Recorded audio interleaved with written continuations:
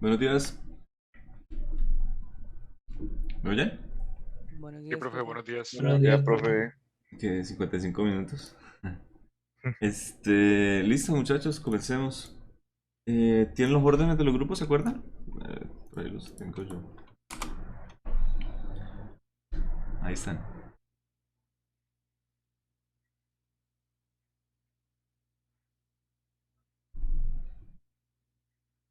Creo que venimos nosotros. Ya comparto. Ujú. Sound. El último fue la uno ayer.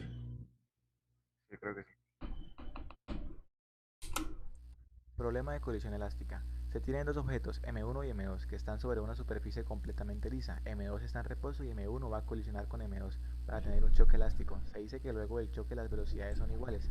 Si se sabe que la masa de M2 es de 5 kilogramos, ¿de cuánto es la masa de M1? Si se tiene un objeto M3 colgando de masa 10 kilogramos, está en reposo y en M2 con una velocidad de 20 metros sobre segundos, ¿qué le ocurre al objeto M3? ¿Cuál es la velocidad final para el objeto M2 y M3? Al iniciar el ejercicio, ¿cuál era la velocidad inicial que tenía el objeto M1? Aquí tenemos la ilustración del problema. Sabemos que, por ser un choque elástico, se conservará la cantidad de movimiento, se conserva la energía cinética, el coeficiente de restitución es 1 y tenemos la fórmula donde nos relacionan las velocidades iniciales y las velocidades finales. Cabe recalcar que por notación, las U son las velocidades finales de la masa 1 y la masa 2. Aquí podemos apreciar de forma gráfica la situación que nos plantea el problema. Un objeto de masa 1 con una velocidad inicial 1 que va a colisionar a un objeto de masa 2 que está en reposo, ¿sí? Aquí tenemos, después de que hubo la colisión, el objeto de masa 1 se dirige hacia la izquierda, mientras que el objeto de masa 2 por reacción se dirige hacia la derecha, pero con velocidades iguales. Entonces, el ejercicio nos indica que la velocidad de los objetos después de la colisión es igual. Podemos intuir que para eso debe haber un choque, las magnitudes de las velocidades son iguales, pero con dirección opuesta. Sabemos que por ser elástico el coeficiente de restitución es 1. Podemos por medio de la fórmula despejar para ver cómo se relaciona la velocidad del objeto 1 con la velocidad final. Tenemos esto claramente, menos de la fórmula y el menos porque la dirección es hacia la izquierda. Y abajo simplemente tenemos la velocidad 1 y le restamos 0 debido a que pues evidentemente el objeto de masa 2 primero está en reposo, no tiene velocidad. Luego, bueno, aquí está, y luego tenemos que la velocidad 1 es igual a 2 veces la velocidad final. ¿Por qué no pongo ni 1 ni 2? Porque realmente ambos tienen la misma velocidad, así que no es necesario denotarlo con un subíndice 1 o 2. Como se indicó en un principio, se conserva el momento lineal. Sabemos que la velocidad 1 es igual a 2 veces la velocidad final. Aquí tenemos la fórmula del momento lineal y lo escribimos con notación de vector porque es necesario conocer el sentido del vector. Luego simplemente hacemos el reemplace, no ponemos la masa 2 por la velocidad 2 inicial debido a que sabemos que está en reposo. Simplemente operamos, nos da una relación, aquí está, y simplemente debemos reemplazar M2 que es igual a 5 kilogramos, operamos y nos da 1.66 kilogramos. Nos dirigimos a la segunda parte del ejercicio donde viene el bloque de masa 2 con una velocidad después del choque anterior de 20 metros sobre segundos. Eso nos lo da el problema. Choca al bloque 3 de forma elástica. Entonces sabemos que se conserva el movimiento lineal, tenemos nuevamente la fórmula, debemos recordar el sentido vectorial, se conserva la energía cinética claramente porque es un choque elástico. Nuestras incógnitas son las velocidades finales de los objetos que colisionaron, objetos M2 y M3. Tenemos la fórmula del momento lineal, pero en este caso no vamos a trabajar las velocidades finales como U, sino como 2' y 3' según corresponda. Luego simplemente tenemos que reemplazar los datos que ya conocemos y nos va a salir una primera ecuación. Luego hacemos lo mismo para la energía cinética, reemplazamos valores y nos va a salir la segunda ecuación. Entonces, con un sistema de ecuaciones que tenemos dos, podemos resolver las dos incógnitas que tenemos. Resolver el sistema de ecuaciones. Tenemos la primera ecuación y podríamos, por ejemplo, despejar la velocidad 2 final. Luego tenemos la ecuación 2.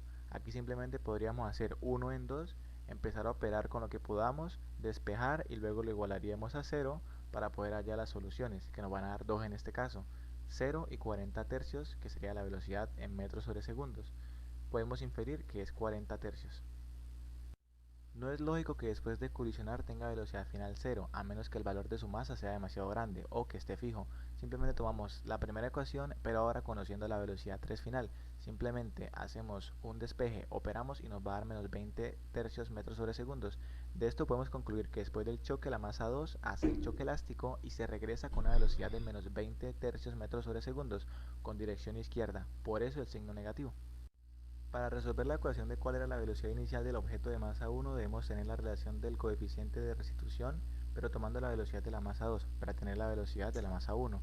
Debemos retomar esta fórmula, simplemente reemplazamos, operamos y nos da 40 metros por segundo, que corresponde a la velocidad final. Resultados. Se tiene que la masa de M1 es de 1.66 kilogramos, que la velocidad final para el objeto M2 es de 20 tercios metros sobre segundos y M3 es de 40 tercios metros sobre segundos, y que la velocidad inicial que tenía el objeto M1 era de 40 metros sobre segundos y cuando chocó se quedó con una velocidad de 20 metros sobre segundos. Listo, profe. Muy bien. ¿Preguntas? De una vez grupito y preguntas. Yo tengo una pregunta del grupo 1. Esto cuando se trabaja con el coeficiente de restitución, utilizan las velocidades, se trabaja es con la magnitud de la velocidad o con el vector de la velocidad. No, con el vector es necesario. En este caso aquí. Aquí en este caso se puso menos, porque este menos 1, que debería ser este, va hacia la izquierda, entonces menos de la fórmula y el menos del sentido del vector. Entonces se trabaja en sentido vectorial. Ok, gracias. Sí, en este caso.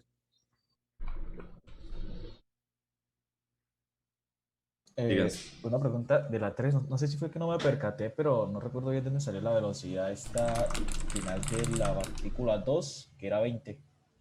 Ah, no, el mismo problema nos lo daba así, y yo ahí creo que lo había dicho también. Aquí. Si se tiene y viene M2 con una velocidad de 20 metros por segundo. Ok.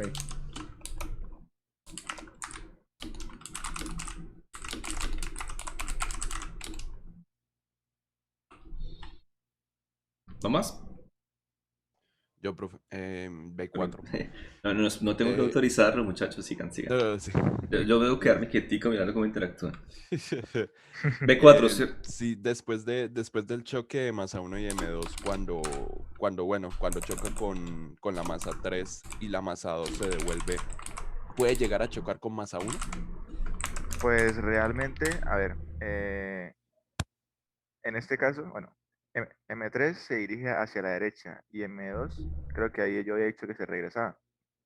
A ver, entonces tocaría ver porque M1 se regresó con 20 metros por segundo. Entonces tocaría ver la velocidad final de M2. Entonces no recuerdo cuánto quedaba.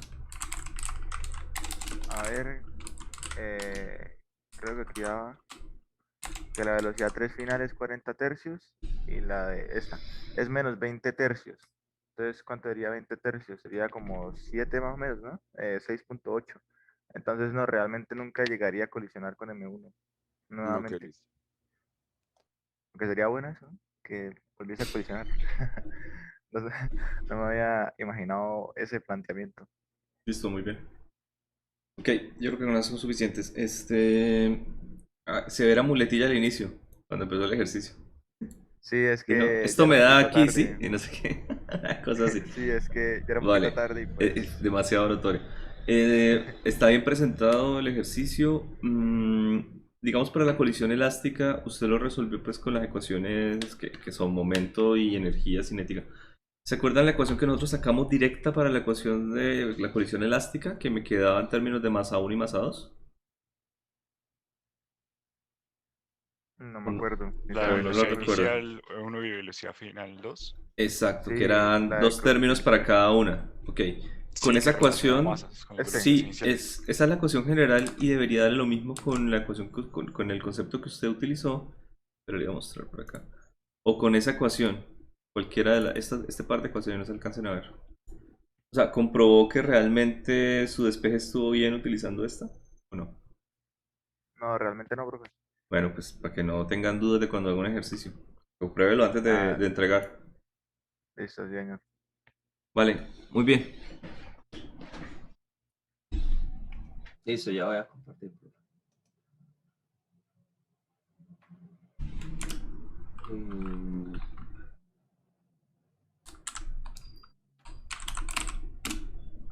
no me sale. Ese fue la 4, sigue la 3, ¿no? A la 3, sí.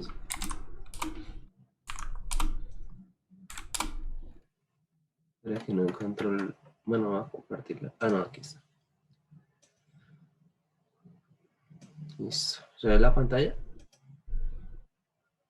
Sí, sí, sí. ¿Estoy compartiendo el sonido o no? No sé, no. Dale play. No escucho nada. Ya está sonando. No, no se escucha. No. Voy.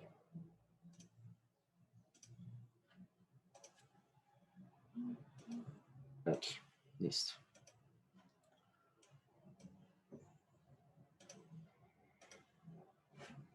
Buenos días, compañeros. El día de hoy vamos a realizar la exposición del grupo A3 del ejercicio planteado para el tema centros de masa correspondiente al parcial número 3 del curso de Física 1. Nuestro grupo está conformado por Gabriel Franco, Pablo Moreno y quien les habla, Iván Peña. Vamos a solucionar el ejercicio. El ejercicio planteado es el siguiente. Encuentre la masa y el centro de masa de una lámina, la cual tiene forma triangular y posee un ángulo de 90 grados en uno de sus vértices. Esta tiene 3 unidades de ancho y 5 unidades de alto.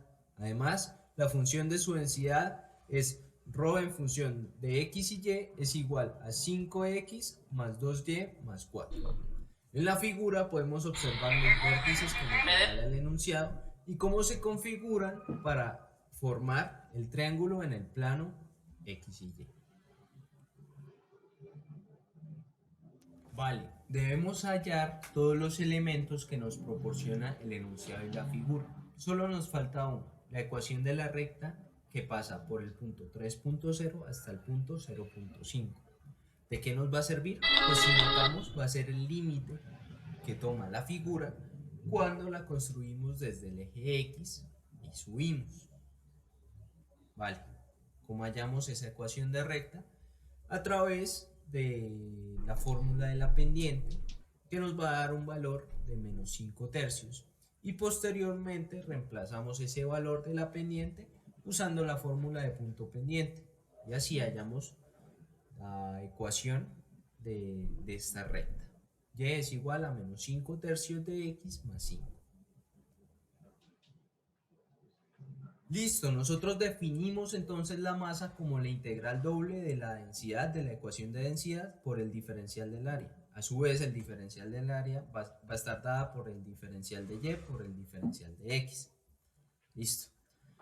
¿Cómo vamos a plantear los límites de esas integrales? Bueno, la parte exterior va a ser el diferencial de x, que tiene un límite de 0 a 3. Esos son los valores que puede tomar x.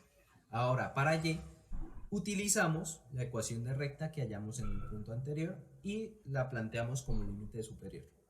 Resolvemos primero la integral interna y reemplazamos ahora todos los valores de y con el límite superior. ¿Por qué? Porque 0 no va a afectar la expresión que tenemos. Nos da como resultado la parte de abajo, menos 25 tercios de x al cuadrado más 5 tercios de x más 430 novenios. Perfecto, resolvimos nuestra primera integral. Ahora vamos a poder reemplazar esa expresión en la parte que corresponde. Tenemos que la masa va a ser igual a la expresión que tenemos en la primera fila. Y solo debemos resolver esa integral con límite inferior 0 y límite superior 3. Vamos a resolverla por partes, las separamos, las resolvemos y volvemos a sumarlas. ¿Listo?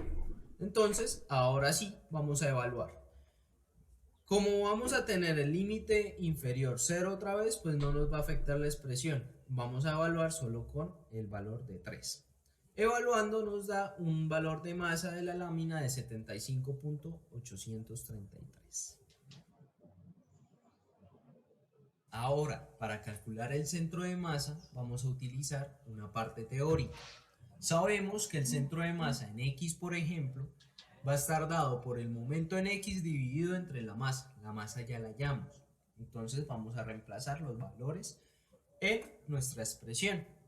Solo nos modifica que vamos a multiplicar la parte de la densidad por el diferencial del área por x, que va a nuestra componente.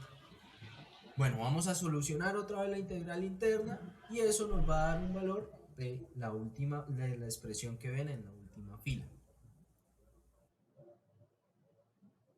A continuación procedemos de la misma manera en que lo hicimos en el cálculo de la masa. Vamos a solucionar la integral externa. Listo, damos solución a la integral externa y vamos a evaluar en el límite superior, que va a seguir siendo 3, y puesto que el límite inferior seguirá siendo 0, no nos va a afectar la expresión. Al evaluarlo, vamos a obtener un valor para el centro de masa en x igual a 0.8077.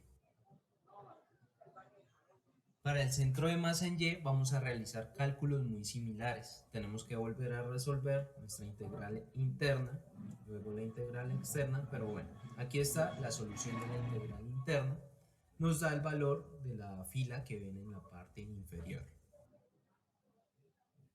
Solucionada esa parte, pues procedemos a solucionar la integral externa y nos va a dar un valor para el centro de masa en y de 2.1017.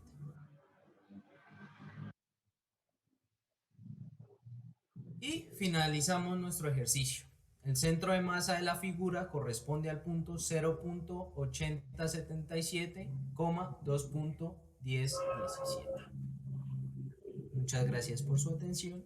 Nos vemos en una siguiente ocasión. ¿Listo?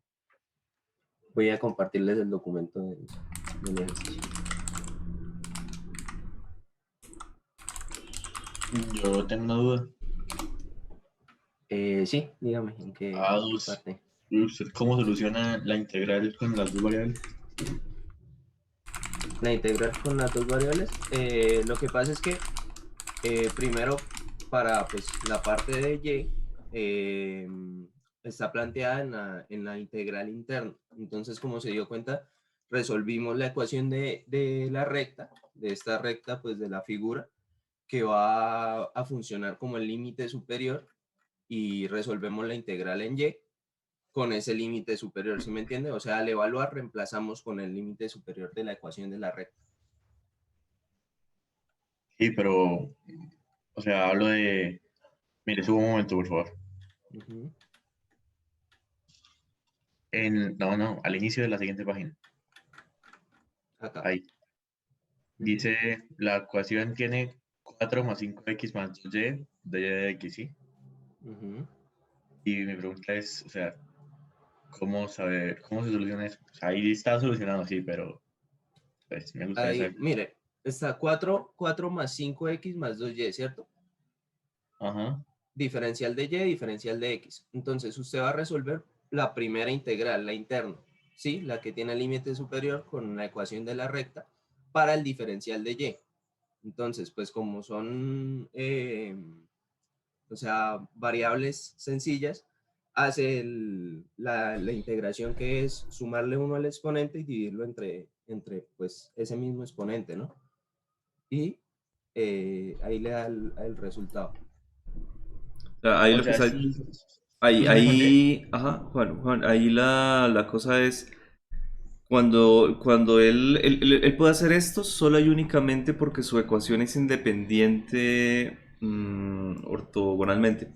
Es decir, la variable x, y y z, si la tuviera, no son dependientes una de la otra. Entonces, cuando está integrando en y, mire que él lo de x la está tomando como si fuera una constante.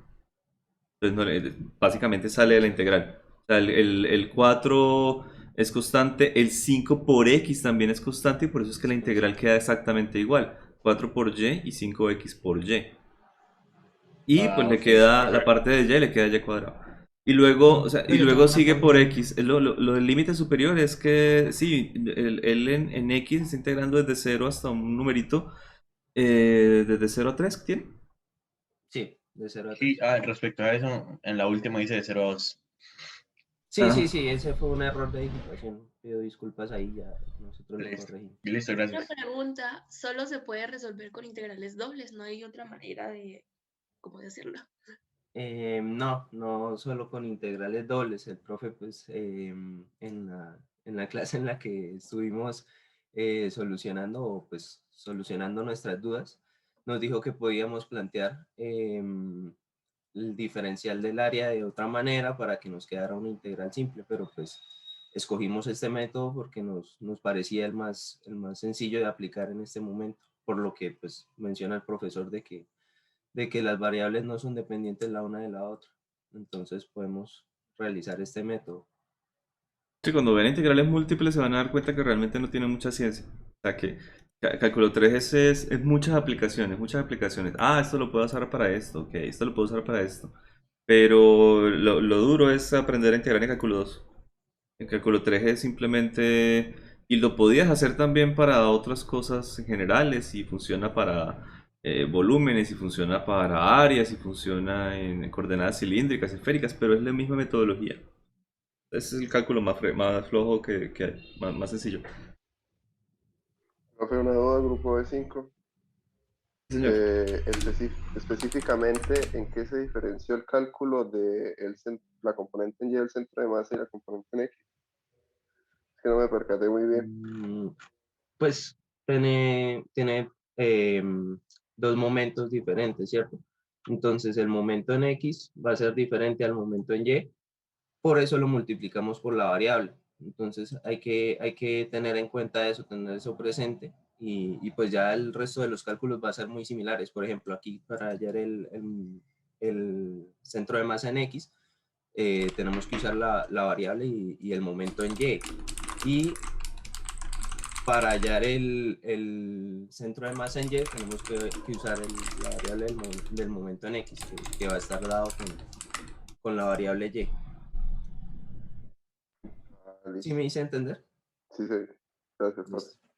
Yo tengo una pregunta.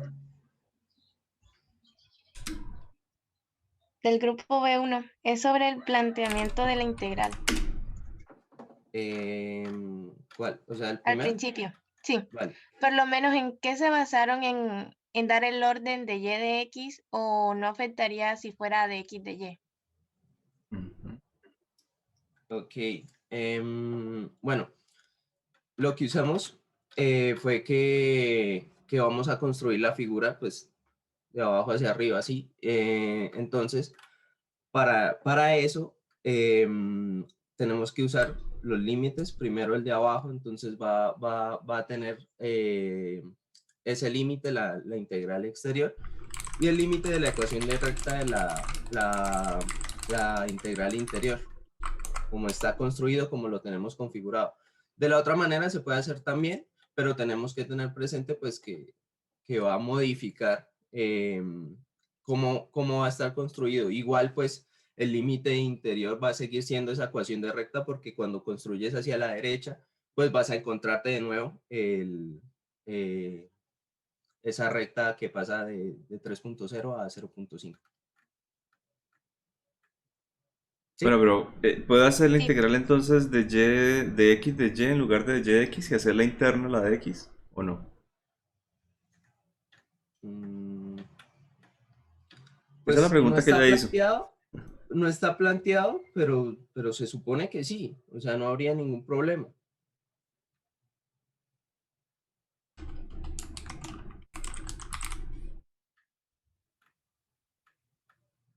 ¿Por Vale. qué? Porque, pues, o sea, solo es cambiar los límites o sea, solo es cambiar el límite exterior y modificar, pues, ahí el cálculo.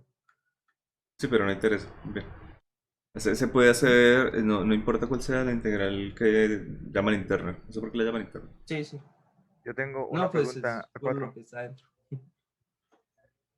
Sí. Yo tengo una pregunta, y si el problema dijese, por ejemplo, girar la región, ¿cómo cree que podría quedar el centro de masa?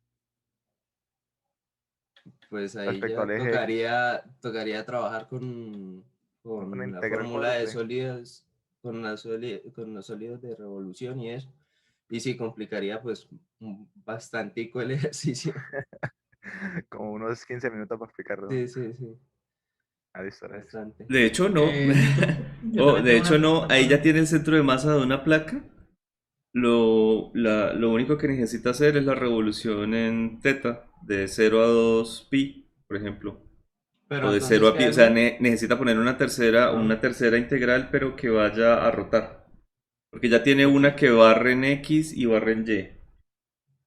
O sea, que le haya el punto del centro de masa del plano. Y ahí mismo coloca la integral de rotación y se acabó. Es una integral de teta.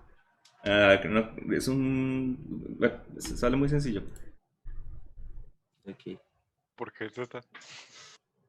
¿No dijo que si era sólido? O sea, si rota, ¿no? Si se Sí, hace con rota, sí. una operación de... ¿Cómo se llama eso? Sí, rotación, creo. Eso, pero eso también se puede hacer en términos de X y Y, ¿no?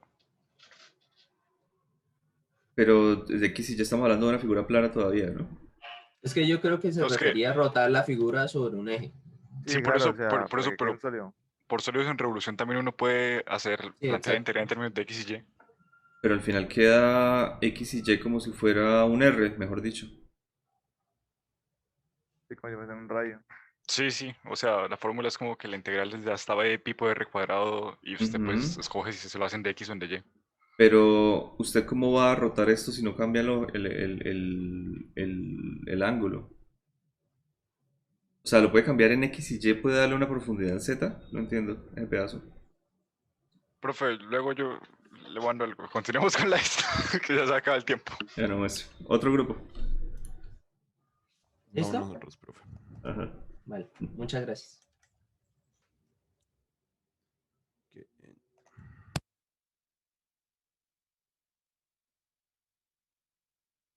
Oh, un poco largo, mucho detalle de los cálculos, ¿no?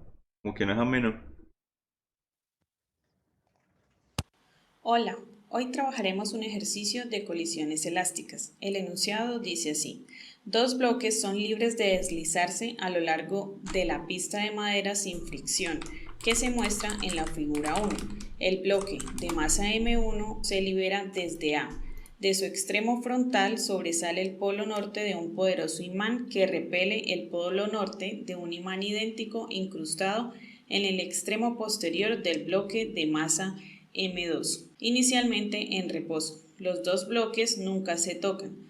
Determine la altura máxima a la que se eleva M1 después de la colisión elástica. Para determinar la altura máxima se debe calcular la velocidad final antes de la colisión y las velocidades finales de los bloques durante la colisión. Además, se pide confirmar que la colisión es totalmente elástica, verificando que el coeficiente de restitución sea igual a 1. Acá vemos la figura del desplazamiento con las tres partes antes de la colisión, durante la colisión y después de la colisión, además de los datos que se nos presentan en el enunciado. En la parte A es necesario modelar el bloque de masa M1 antes de la colisión como un sistema aislado de energía y aplicarle la conservación de energía, resultando en las ecuaciones 1 y 2. Además, se establece que en la parte inferior de la pista el bloque tiene una energía potencial igual a 0, y ya que el bloque parte del reposo, su energía cinética inicial también es 0. Así, la conservación de la energía es... Al resolver para la velocidad final antes de la colisión y reemplazando los datos, obtenemos un valor de 14 metros sobre segundo. Para la parte B se establece el sistema de los dos bloques M1 y M2 como un sistema aislado con el fin de determinar la velocidad final del bloque M1. Para llegar a una ecuación que permita determinar la velocidad final, se parte de la ecuación para la conservación de la energía cinética de una colisión elástica y de la ecuación de las velocidades, como son la ecuación 3 y 4. Y a través de procesos algebraicos y simplificación de términos se llega a las ecuaciones de las velocidades finales en la colisión, que son las ecuaciones 5 y 6.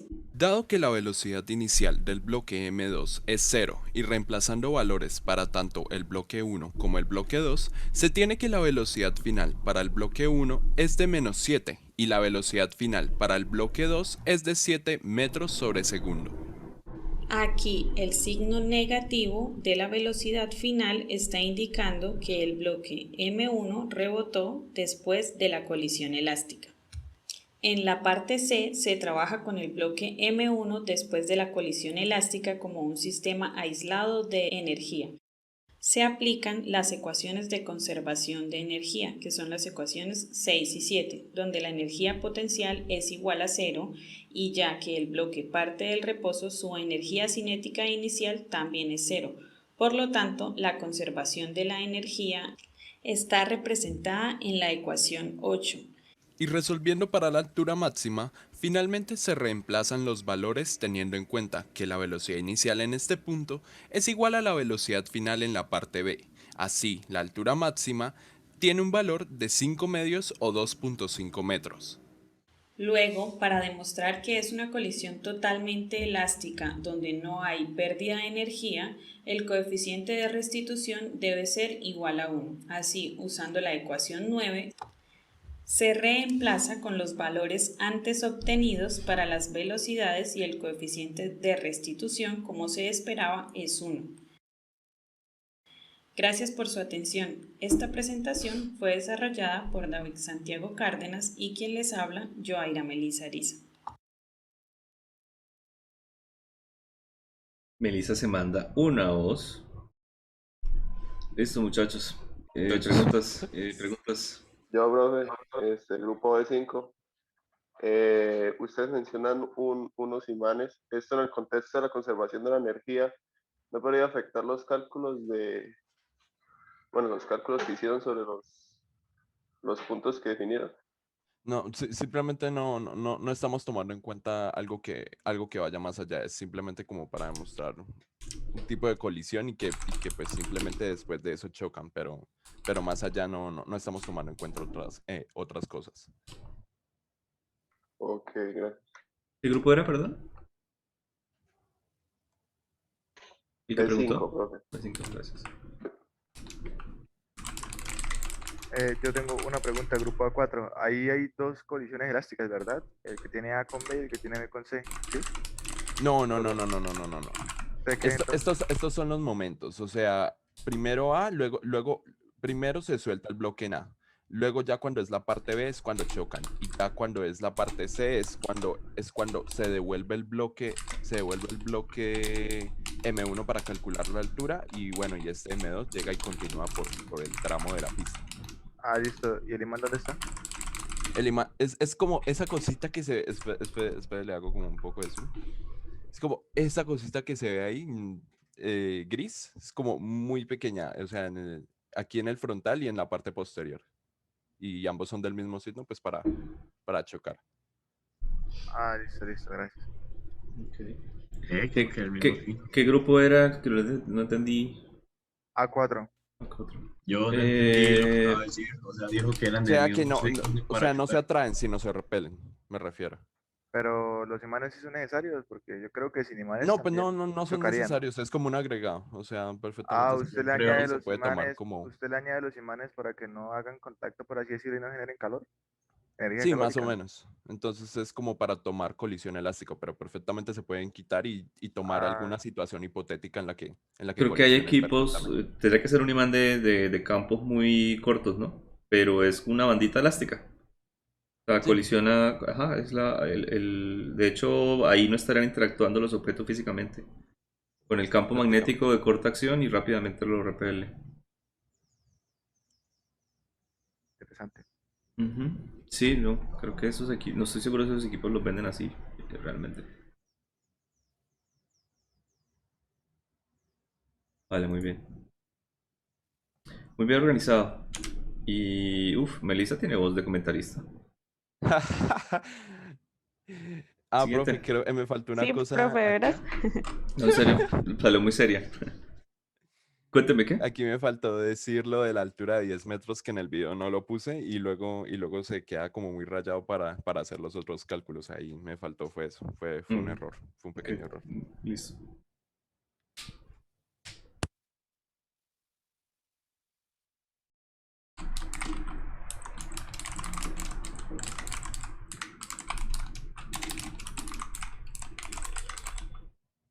Se hicieron la comprobación al final de la colisión, ¿no? Sí, Pedacito, de yo hecho, creo en que le no, pedí. no tengo nada que decir. Bueno, siguiente grupo. Listo.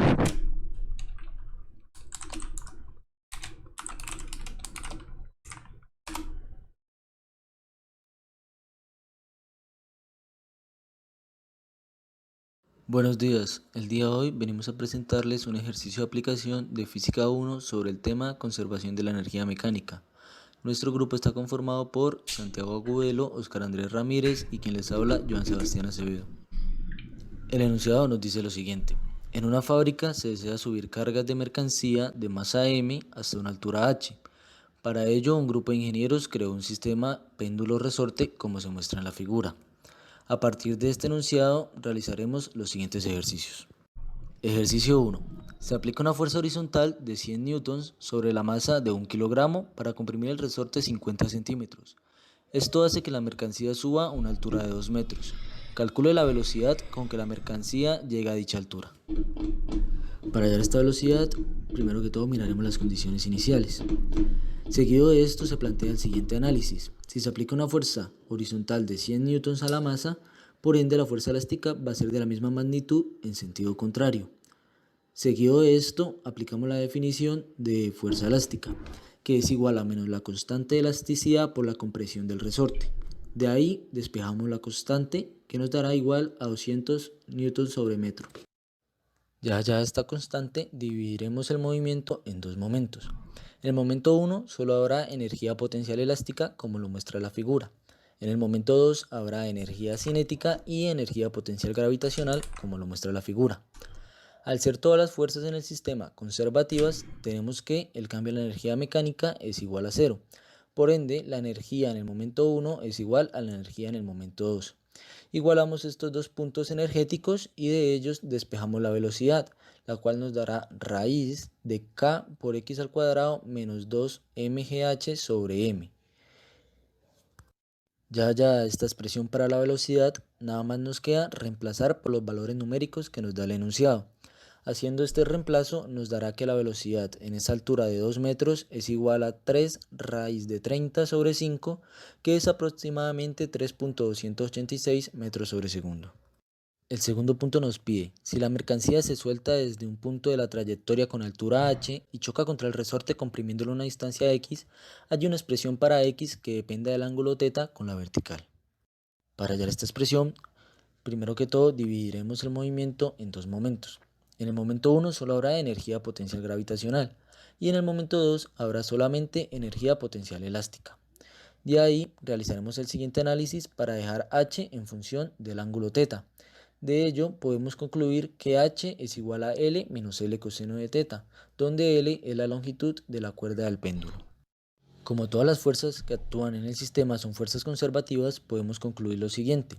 El cambio en la energía mecánica es igual a 0, por ende la energía en el punto 1 es igual a la energía en el punto 2. Igualaremos estas expresiones y además de esto reemplazaremos el valor de h encontrado anteriormente. De ahí despejaremos el valor de x, que nos quedará que es igual a la raíz de 2 veces mgl por 1 menos coseno de θ sobre la constante k. El tercer enunciado nos dice, hay una expresión para la velocidad en θ igual a 45 grados si la mercancía se suelta en θ igual 60 grados. Para hallar esta expresión de la velocidad, primero que todo miraremos las condiciones iniciales.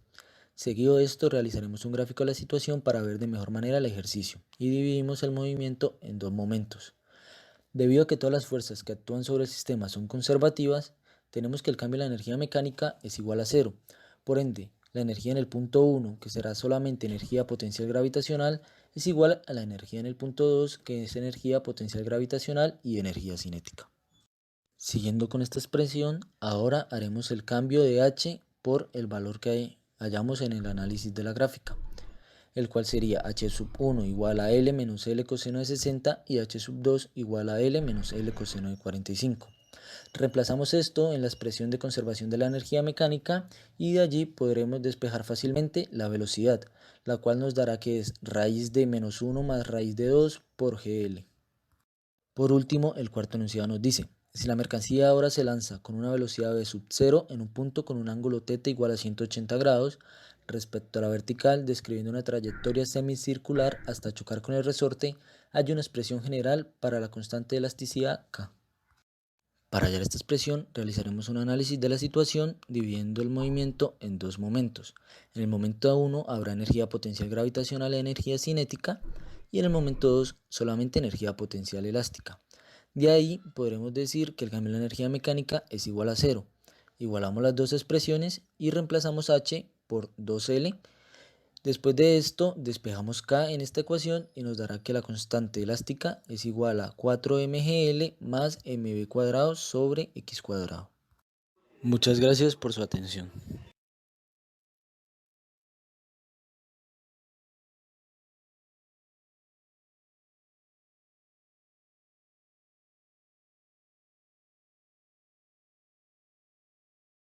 ¿Listo? ¿Preguntas?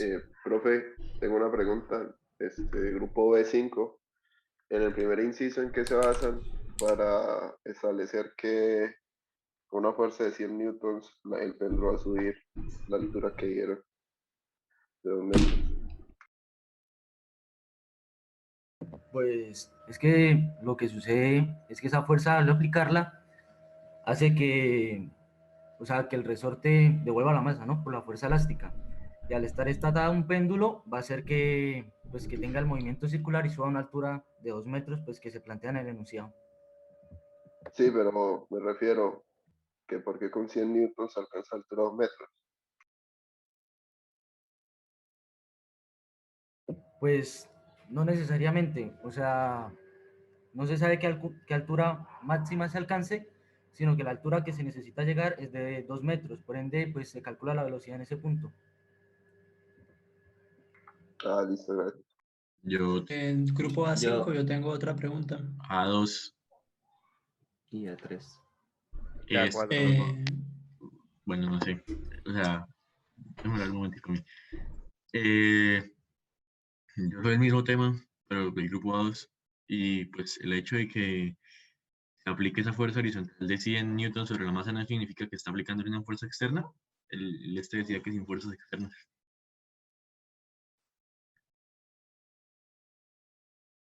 Pues como tal, al partir pues de que el problema era de conservación de la energía, pues lo que entendimos por que no hubiera trabajo de fuerza externa sería que no hubiera trabajo de la fuerza de fricción. Ok, listo. Gracias. Listo, ¿puedo hacer la pregunta? Dale, ¿qué número? Sí, profe, de la 5. En un momento en el que ellos determinan la velocidad, no recuerdo en qué parte del video del principio, queda creo que la raíz por ahí, me parece. Ahí. En ese caso, ¿qué pasa si el producto de dos veces la masa por la gravedad por la altura llega a ser mayor que el producto de la constante de elasticidad K por 2 veces por el cuadrado de lo que se deformó el resorte? ¿Se toma el valor absoluto o qué significado físico tiene eso? Pues, ¿cómo decirlo? Al momento de plantear el problema, pues, nos ocurrió lo mismo, que también nos botaba pues, el error matemático debido a la raíz cuadrada del número negativo. Y pues viéndolo como decirlo, de una forma, lo que pudimos como concluir sería que la fuerza elástica que genera el resorte no es lo suficiente para elevarla a la altura que se está diciendo en el enunciado. O sea, ¿sí me hago entender? ¿Podría repetir? O sea, pues es que nosotros también llegamos a ese problema al plantear el ejercicio, que nos daba que ese producto era menor que la resta, ¿sí? Entonces, pues lo que pudimos concluir viendo pues los valores numéricos para colocarlo en el enunciado era que la fuerza elástica que generaba el resorte no era lo suficientemente fuerte como para elevarla a la altura que se estaba pidiendo. Entonces, por eso botaba el error matemático. Ah, ok, entonces ajustaron los datos para que no sucediera ese error matemático ahí. Sí, sí, señor. Ah, listo. Gracias. Grupo A4. Yo, bueno, Hay un momento en el que creo que se deja caer el bloque como desde los 180 grados, ¿verdad? Algo así como... Y, bueno, la pregunta sería, ¿y si está desde los 180 grados respecto a la vertical, no sería como caída libre o algo por el estilo? ¿O la varillita que ustedes tienen ahí es para que no caiga verticalmente? Sí, pues como tal, sí, y pues además de eso se le aplica una fuerza, pues en ese momento sería una fuerza, una velocidad, perdón, una velocidad horizontal, por ende, pues hace el movimiento semicircular. Ah, listo. Entonces, la velocidad que ustedes están ejerciendo es para que no caiga verticalmente, ¿no? Para que no haya caída libre en el momento. Sí, sí, sí, señor. Ah, listo, listo, gracias. yo del grupo A3, perdón, es que no me quedó muy claro cómo se llegó a que H es igual a L menos de coseno de teta. ¿Me podrían repetir esa parte? O sea, el análisis de la gráfica. Pues sí, lo que pasa es que pues hacer un movimiento de péndulo se asocia con el movimiento circular, ¿sí? Entonces, en ese punto que está la masa, se plantea como un triángulo rectángulo, ¿sí? El ángulo es con la vertical y pues la hipotenusa sería la misma longitud de la cuerda del péndulo. Entonces, el cateto adyacente por la hipotenusa, que es lo que se muestra ahí como L coseno de teta, podemos ver que pues es esa distancia. Entonces, al restarle la longitud pues, de la cuerda del péndulo, sería la longitud de la cuerda del péndulo menos esa longitud L coseno de teta, sería igual a la altura H. Vale, gracias.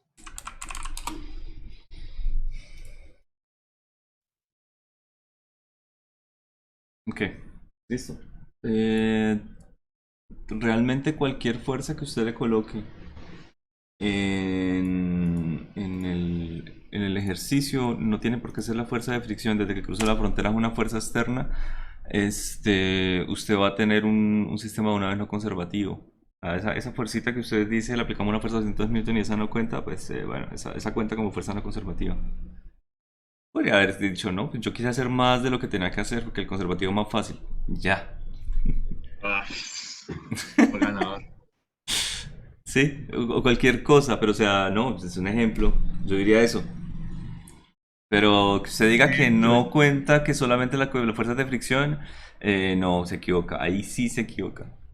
Cualquier fuerza que cruce la frontera, que no sea parte dentro del sistema, pues genera un sistema no conservativo. ¿Qué pasó, Juan? Pues sí, sí, señor, pero pues lo que le digo, o sea, pues nosotros entendimos ese enunciado como que, o sea, se conservaba la energía mecánica porque no había trabajo de la fuerza de fricción. No se conserva la energía mecánica, usted le puso una energía por una fuerza externa.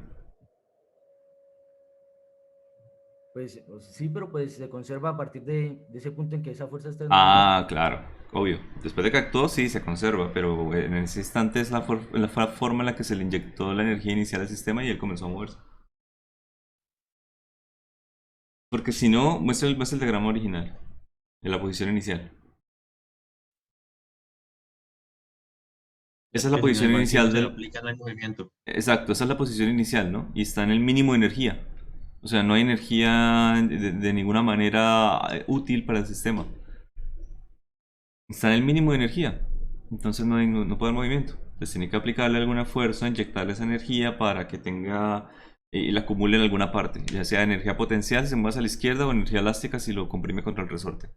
Sin importar cuál sea, tiene que aplicarle algún trabajo externo. Entonces los ejercicios de conservación normalmente empiezan después de eso. Entonces diga, no, yo quise hacer un poquito, pero él le decía que un poquito extra. Yo comencé el ejercicio un poquito antes, aplicándole una fuerza para mostrar cómo es que se creaba mi sistema conservativo y ya. O sea, puede decir lo mismo, pero adornando las cosas y no está mintiendo, está haciéndolo ver como un poco más extra. Listo, sí, sí, señor. Bueno, y los que quedamos, ¿podemos hacer hoy en la tarde? Pueden pasar ¿Hoy en la tarde? ¿Tenemos horario hoy en la tarde? ¿En alguna hora? No, o sea, tiene libre después de las 4 de la tarde. Sí, pero nos tocará pedir el aula y que nos la den para hoy antes de las 4 de Y la si lo tarde. hacemos por Discord, no demoramos ni 5 minutos. Es mejor pedirlas. Entonces yo les iba a decir que si querían mañana a las 8. No, profesor. ¿No? Pues a mí me da igual donde... Espere, los ya tres no- grupos que Yo no puedo en faltan, la tarde, sinceramente. pero ni siquiera están de acuerdo los grupos. Los tres grupos que faltan, el A5, B1 y A2, al menos esos pueden hoy en la tarde. Pues yo sí Profe, puedo yo- después de las 4. Yo tengo clase. Depende de la hora, depende de la hora, profe. Bueno, y Sí, mañana, no puede. y mañana a las 8. Sí, mañana yo está sí bien. no tengo clase de nada. El único que no quería. ¿Sí les parece entonces mañana a las 8 puedo pedir el aula? Sí, toca. Sí, profe. Ni modo. Vale, profe. Ni modo. Póngale Sí, cuidado. profe, Yo mañana profe, nada. tendría con ustedes de 8 a 9. El otro grupo posiblemente pase algo similar, entonces de 9 a 10. Y después tengo clases de 10 a 12 y de 2 a 4. O sea, arregla. No se preocupe. Profe, Se una, puede. una preguntita. Señor. Al fin de esta semana nada de CPS ni autoevaluación, ¿es cierto? Entonces que vi que el miércoles se cerró el CPS 4.1, pero pues no hemos visto tema ni nada. Para la otra los activo. Cuando veamos Listo, los profe, temas. Profe, entonces mañana a las 8. Sí, voy a pedirle el aula ahorita cuando termine con el otro grupo y ya. Y yo les escribo cuando me contesten. La vez pasada, la última vez que pedí aula fue en 1 hora que me la dieron. A veces se demora más. Cuénteme. Listo, sí, señor. ¿Nos tenemos que conectar todos? Sería lo ideal, que se conecte la mayoría al menos Lo que para pasa hacer es que yo preguntas. mañana no puedo. Pero si no puede, no pasa nada. Listo, profe. Vale. Listo. Bueno, los dejo. Chao, que esté muy bien. Profe, profe. Ah, profe, gracias. Hasta luego. Hasta luego, profe. Hasta luego. Hasta luego.